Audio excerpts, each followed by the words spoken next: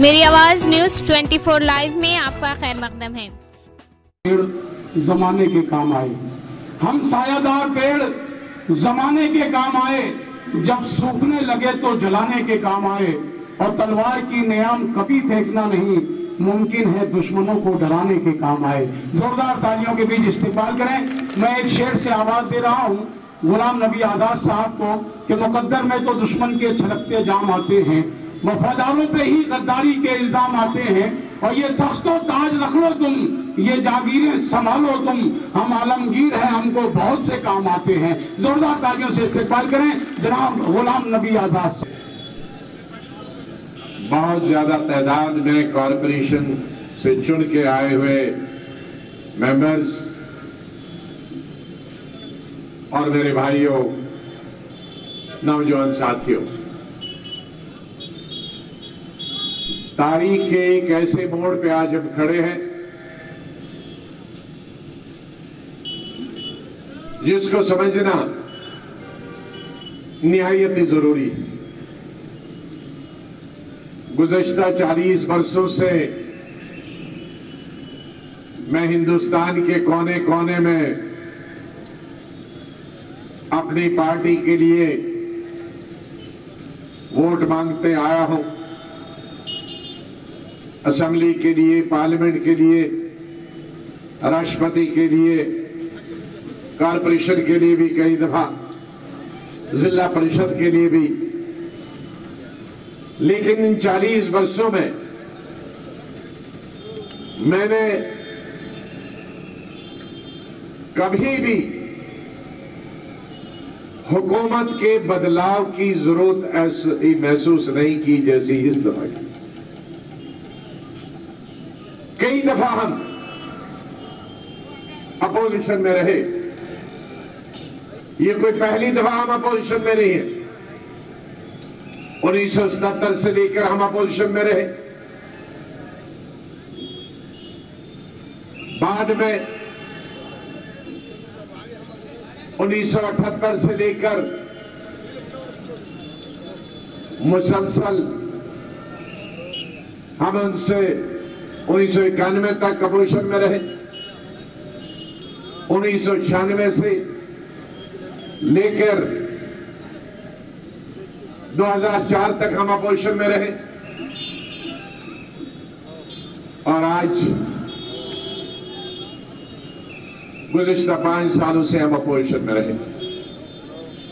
ये छठा 7वां प्रधानमंत्री है जो गैर कांग्रेसी प्रधानमंत्री है, लेकिन हमें कभी महसूस नहीं हुआ कि जरूरी बदलना ही है सरकार को। मोरारजी देसाई प्रधानमंत्री रहे, कोई पता नहीं चला, आम साधारण प्राइम मिनिस्टर थे, कोई तनाव नहीं था, कोई नफरत की आग में हम झुलस नहीं रहे थे। चौधरी चरण सिंह जी प्राइम मिनिस्टर थे, कोई मुसीबत, कोई आफत किसी पर नहीं थी। वीपी सिंह साहब राजीव गांधी जी को हटा के आए, कोई तनाव नहीं था मुल्क में। देवी गौड़ा जी, चंद्रशेखर जी, ये प्रधानमंत्री बने, कोई तनाव नहीं था। और भारतीय जनता पार्टी के सबसे बड़े ऊंचे पाए के लीडर, जिन्होंने हिंदुस्तान में बीजेपी की बुनियाद रखी, उसका नाम अटल बिहारी वाजपेयी था। अटल बिहारी वाजपेयी जी 3 दफा हमारे मुल्क के प्रधानमंत्री रहे, लेकिन कोई तनाव नहीं था, कोई नफरत नहीं थी। किसी भी अकलियत को उसके फ्रिज की तलाशी नहीं दी जाती थी। उसके चूल्हे में उसके दिन में क्या खाना पकता था, किसी की तलाश नहीं करती। कौन व्यापार भैंस का करता है, गाय का करता है, बकरी का करता है, भेड़ का व्यापार। मैं मारने की बात नहीं करता, व्यापार की बात करता हूं, तिजारत की बात करता हूं, खरीदने और बेचने की बात करता हूं। किसी को कोई मना नहीं था, लेकिन आज तिजारत नहीं कर सकते जानवरों की, जो कि हजारों सालों से हमारे मुल्क में हिंदू मुसलमान सब जानवर पालते हैं, जानवरों की तिजारत करते हैं, खरीदते हैं, फरोख्त करते हैं। लेकिन मोदी साहब के वक्त में आप तिजारत नहीं, एक तबका है वो तिजारत नहीं कर सकता। मैं 1-1.5 घंटा बोला हूं आज से 3 साल पहले राज्यसभा में।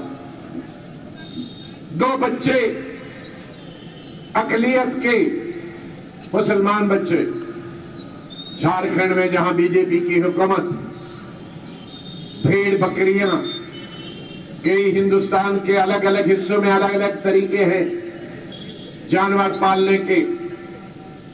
झारखंड में ऐसा है कि चरावे अलग होते हैं, तो मालिक सुबह गाय, भैंस, बकरी, भेड़ उन गडेरियों को देते हैं चराने के लिए और रात में आके उनको वापस देते हैं और सुबह जाके फिर जमा करते हैं जंगल में उनको घास खिलाने के। ये 2 लड़के, एक 22 साल का और एक 20 साल का बच्चे, गाय, बकरी, भैंस गांव वालों की लेकर चलाने जा रहे थे और रास्ते में बीजेपी के लड़कों ने उन्होंने पकड़ा। उन्होंने कहा नहीं, आप तो इनको हलाल करने जा रहे हैं।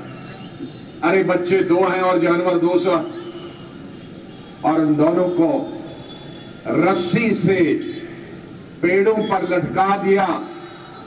24 घंटे वो लेट पड़ के रहे गले में दबा के। वो तस्वीरें हम लोगों ने राज्यसभा में चलाई। ये अंग्रेज के वक्त में होता था जो आज मोदी के वक्त में हो रहा। कोई फर्क नहीं है दोनों में।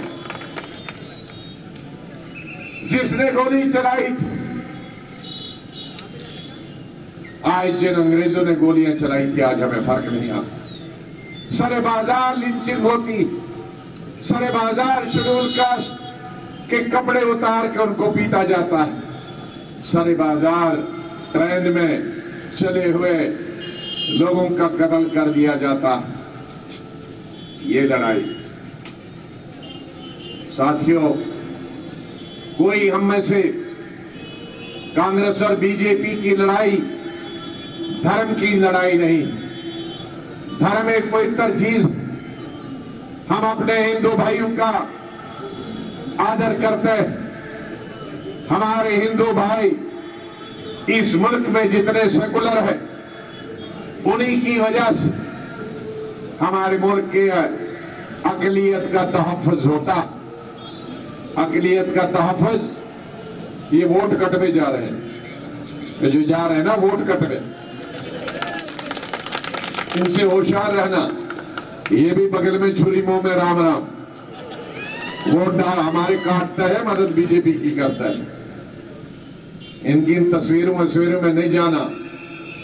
वो दिल में कुछ और है और करते कुछ और है। ये दिन में एक काम करते हैं, रात में उधरी फूल के साथ होते हैं। इसलिए इस देश का हिंदू और मुसलमान इन दोनों में मिलकर हिंदुस्तान की आजादी की लड़ाई लड़ी है।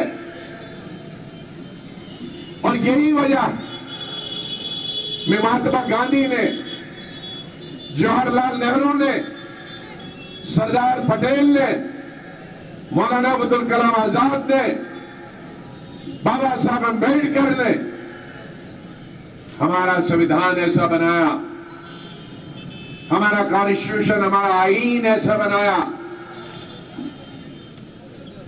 कि हमारे मुल्क में हिंदू भी रहते हैं, मुसलमान भी रहते हैं, सिख भी रहते हैं, ईसाई भी रहते हैं।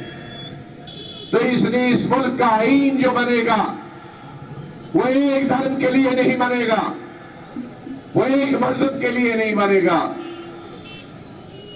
वो सभी मज़ाहिब के लिए बनेगा। सभी मज़ाहिब के लोगों के लिए अपनी इबादत करने की पूरी आजादी होगी। अगर मेरे भाई को, मेरे हिंदू भाई को मंदिर बनाने की इजाजत है तो मेरे मुसलमान भाई को भी मस्जिद बनाने की, और सिख को भी गुरुद्वारा बनाने की इजाजत है, और ईसाई को भी चर्च बनाने की इजाजत है। मेरे अगर हिंदू भाई को पूजा पाठ करने की इजाजत है और अंदर में घंटी बजाने की इजाजत है, तो मुसलमान को भी नमाज और अजान देने की उतनी ही इजाजत है, और कुर्बानी के लिए मेरे सरदार भाई को भी उतनी ही इजाजत है।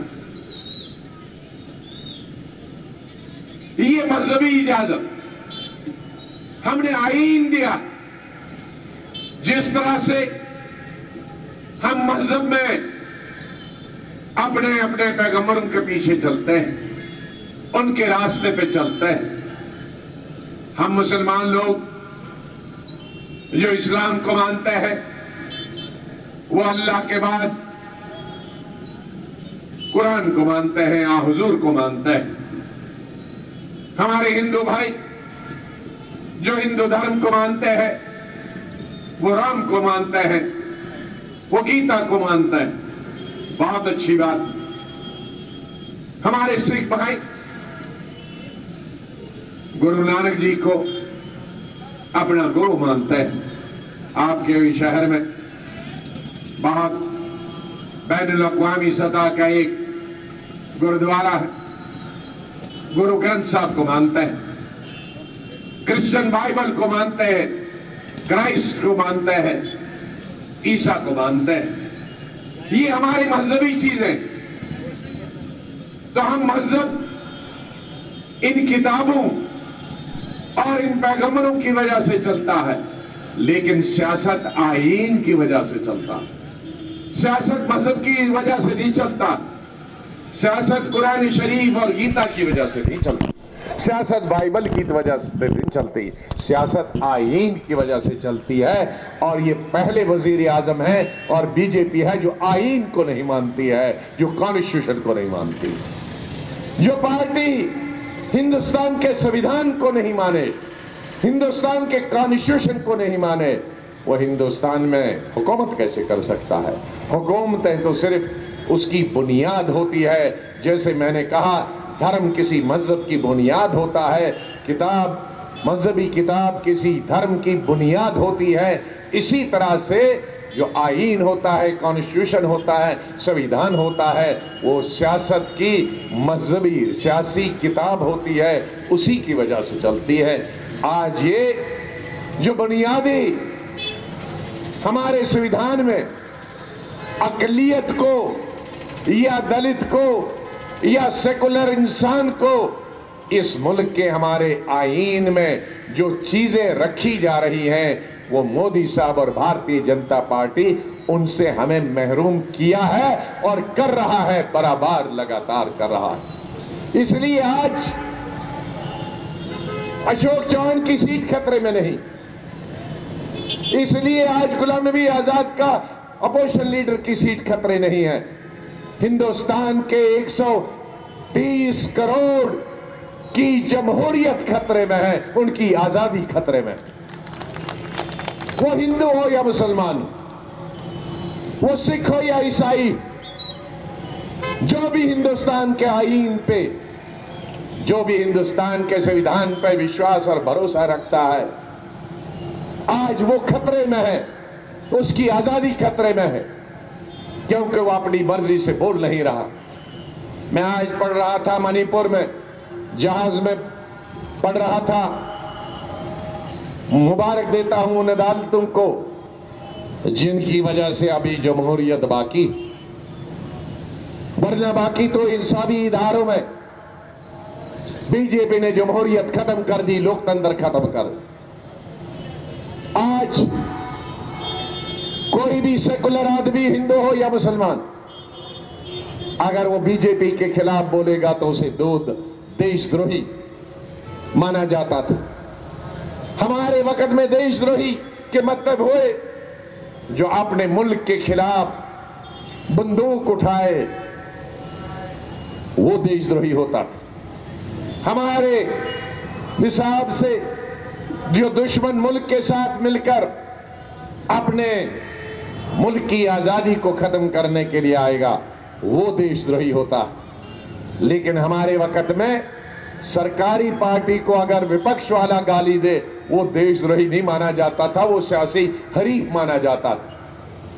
मैं देख रहा मणिपुर के अंदर एक लड़का, एक अखबार वाला, चीफ मिनिस्टर जो बीजेपी का चीफ मिनिस्टर है, उसके खिलाफ फेसबुक में बराबर लिखता था चीफ मिनिस्टर के खिलाफ, तो सरकार ने उसे देशद्रोही के अंदर बंद कर दिया। लेकिन मुबारकबाद देता हूं, मणिपुर के हाई कोर्ट ने उसको छोड़ दिया कि ये देशद्रोही नहीं है, ये तुम्हारे व्यक्तिगत पॉलिटिकल लड़ाई है, ये देश के खिलाफ नहीं है, तुम देश नहीं हो, तुम चीफ मिनिस्टर बीजेपी को हो। आज अगर बीजेपी ये समझे कि वो देश है, ये उनकी गलतफहमी है। मैं बताना चाहता हूं, देश जब हिंदुस्तान को आजाद करने के लिए गांधी जेल में थे, जब हिंदुस्तान को आजाद करने के लिए नेहरू जेल में थे और उसकी बीवी बीमार थी, जब मौलाना आजाद जेल में थे, उसकी अकेली बहन मर गई थी, वो जनाजे में शामिल नहीं हुए।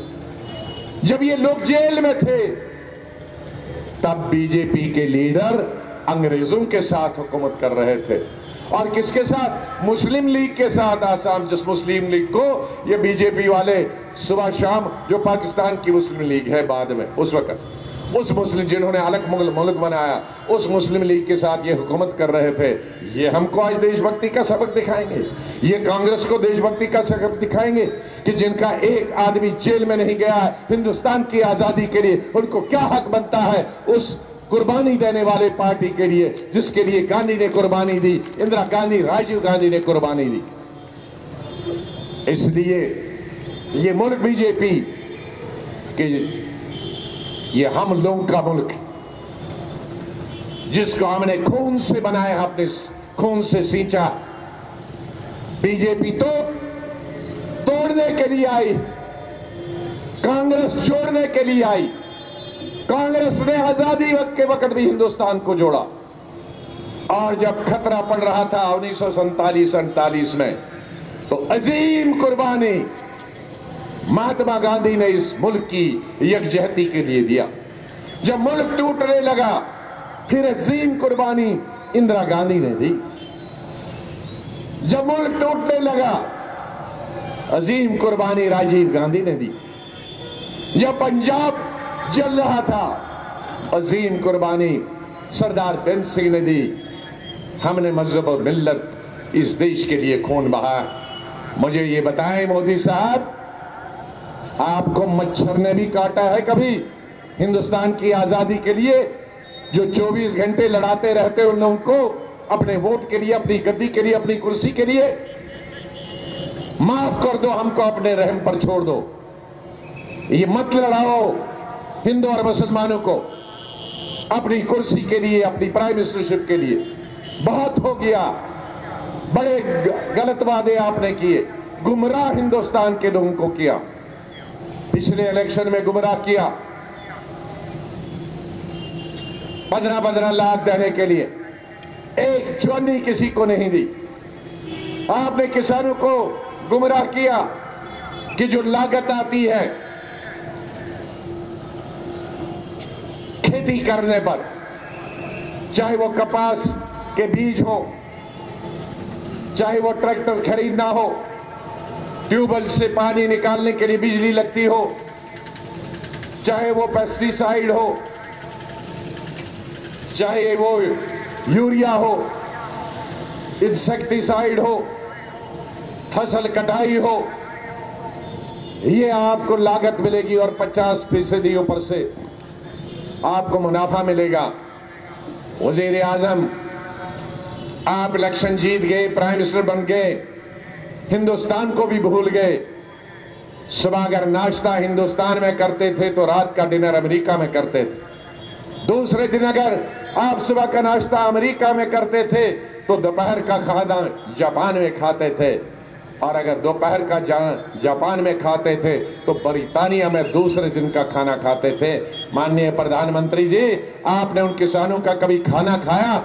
ये 5 साल तो अमेरिका, बर्तान, जापान और दुनिया भर के 75 देशों में ही आप उनका खाना खाते रहे, क्योंकि आपको अब हिंदुस्तानी बाजरा हाजम नहीं होता है, आपको ये दूसरे देशों का ही खाना हाजम हो जाता है। अमेरिका का, ओबामा के हाथ का, वो चीन के राष्ट्रपति का हाथ का।